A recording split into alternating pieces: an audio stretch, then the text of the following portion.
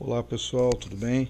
A gente vai falar um pouquinho agora sobre sucessões ecológicas, tá? Para a gente entender um pouquinho o que são sucessões ecológicas, são mudanças na estrutura e na composição de uma comunidade, de uma determinada região, de uma floresta, por exemplo. Tá? Então, as mudanças nessa estrutura aí são chamadas de sucessões ecológicas e a gente vai entender um pouquinho melhor esse aspecto aí.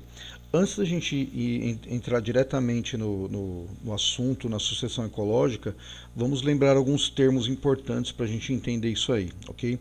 O que é um ecossistema? O ecossistema é um sistema que inclui os seres vivos, inclui o meio ambiente, inclui as características físico-químicas do local, por exemplo, a chuva, o sol, o solo, né, a terra, que não tem, na verdade, vida, mas está diretamente ligado com os seres vivos do local. Ok, a gente considera pertencente ao ecossistema os seres da fauna e da flora, então as plantas, os animais de um modo geral, ok? E a gente considera que faz parte do ecossistema também a inter-relação entre essas espécies, inter-relação de moradia, de alimentação, de proteção. Então a gente tem toda essa interação é chamado de ecossistema. Aí a gente tem também os recursos, que podem ser os recursos que existem no local, né? Alimentação, por exemplo, água. O espaço é toda aquela região pertencente a um determinado grupo de seres vivos ali, né? Por exemplo, uma floresta, ou um pântano, ou um lago, né? A gente considera um determinado espaço. A biodiversidade é toda a forma de vida que tem naquele local, ok? Fatores bióticos são os fatores relacionados à vida, todos os seres vivos, na verdade, né? E os fatores abióticos são os fatores que estão ligados diretamente aos seres vivos, mas que não têm vida. Por exemplo, o próprio ar, ou os raios solares, ou a água de um determinado local. Então, essas são palavras-chave importantes para a gente entender um pouquinho a sucessão ecológica. Vamos entender um pouquinho as perturbações que acontecem no ecossistema. Tá? O ecossistema, quando ele sofre algumas perturbações, ele começa a ficar em desequilíbrio, chamado ecossistema em desequilíbrio. Então a gente tem dois processos que causam perturbações aí: a intervenção humana, ok? E os processos naturais. A intervenção humana, então o ser humano, né, só para a gente lembrar, a gente já sabe disso, mas vale a pena sempre lembrar, o ser humano é muito responsável por destruir o meio ambiente e os ecossistemas de um modo geral.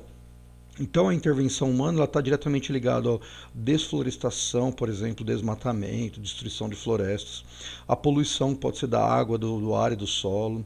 Incêndios, de um modo geral. Guerras também trazem problemas de desequilíbrio muito grande, já que tem que, graças a guerras, por exemplo, radiação ou material biológico, existe a morte em grande quantidade de animais e de vegetais. Tá? E tudo isso aqui acaba gerando chuva ácida, né? A poluição atmosférica, por exemplo, gera chuva ácida, redução da camada de ozônio e o efeito estufa, que vai causar diretamente o aumento da temperatura da Terra. E a gente tem também os fatores naturais, né? Que são próprios do planeta, né? Que podem ser, por exemplo, fatores climáticos, como inundações, secas, tempestades, furacões, tornados, incêndios, que todos eles levam a problemas climáticos diretamente e vão causar um desequilíbrio do ecossistema. E a gente tem os fatores naturais de ordem geológica, que são os sismos, que são os terremotos, ok? Tsunamis, vulcões, deslizamento de terra. Então tudo isso aqui acaba gerando um desequilíbrio no ecossistema, ou seja, você acaba matando um número muito grande de espécies, você acaba causando a morte de outras espécies de uma forma secundária por falta de alimento. Então, a gente tem vários. E esses fatores podem causar a morte das espécies de uma maneira rápida, por exemplo, como um incêndio, uma inundação, ou de uma maneira um pouco mais lenta, por exemplo, como no caso de uma poluição, ou no caso do efeito estufa que vai aumentando gradativamente a temperatura de um determinado local. Então, a gente tem as perturbações no ecossistema. Agora vamos entender um pouquinho diretamente o que é sucessão ecológica. A sucessão ecológica então é aquela mudança de estrutura e da composição de uma comunidade. Então aqui a gente tem a linha do tempo. Então num período muito no passado, assim, num determinado período, a gente tem as espécies pioneiras. né? O que são essas espécies pioneiras? A gente pode chamar também de estágio inicial de uma sucessão ecológica. É onde tem um determinado grupo de vegetação, por exemplo, né?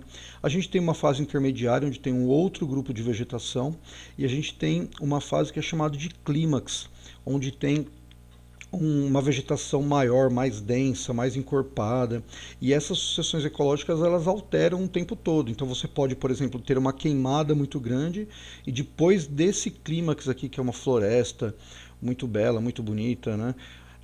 Cheia de árvores de grande porte, ela pode, depois de uma queimada, por exemplo, brusca, né, um incêndio, ela voltar depois de um tempo a ter espécies rasteiras, vegetação mais simples, né, vegetação menor, e aí continuar um novo processo de sucessão ecológica. Então, sucessão ecológica são grupos de seres aqui que habitam um determinado local, e ele vai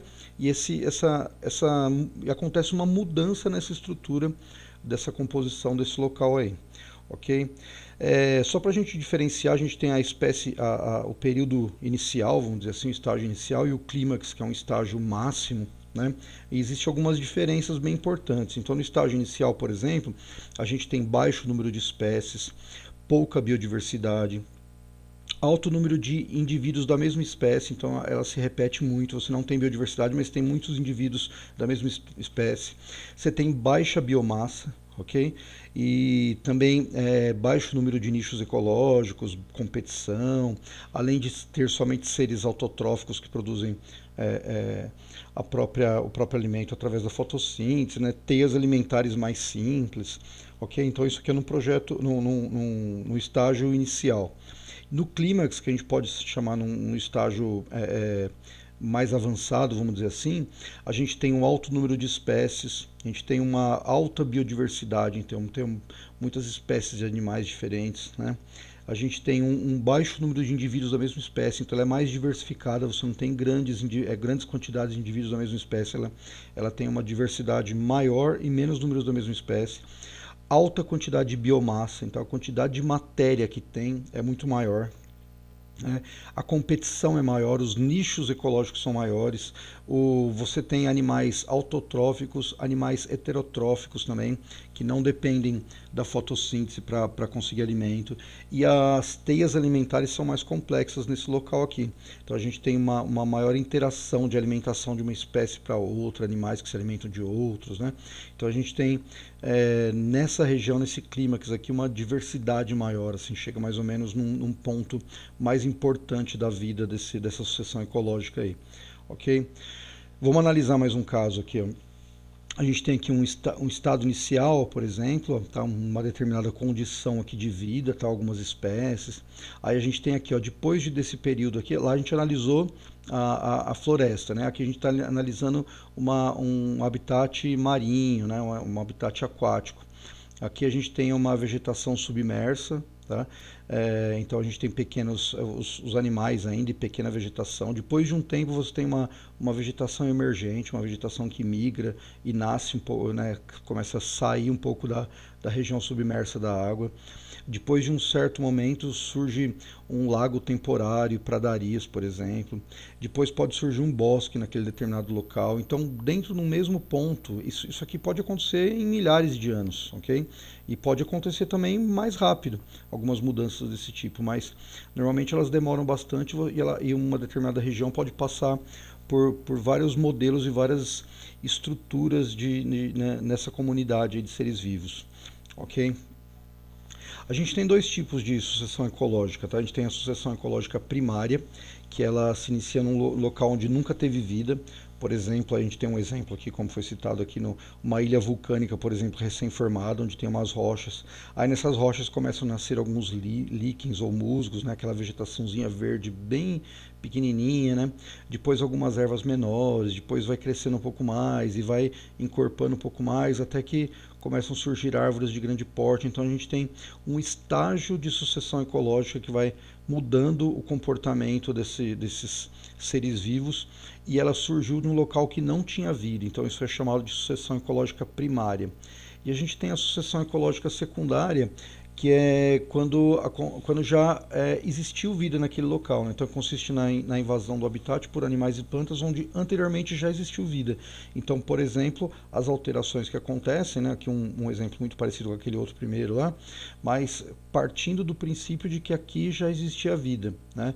Então existe um desaparecimento da vegetação anterior, mas ele é causado por fenômenos da natureza, tá? Ou causado pelo próprio homem, né? Por exemplo, um incêndio, como a gente falou das perturbações lá, ou um incêndio florestal causado pelo homem ou natural, ou uma catástrofe natural, por exemplo, um alagamento, né? Ou então a ação do homem pode causar isso, ou fenômenos da natureza também pode causar isso.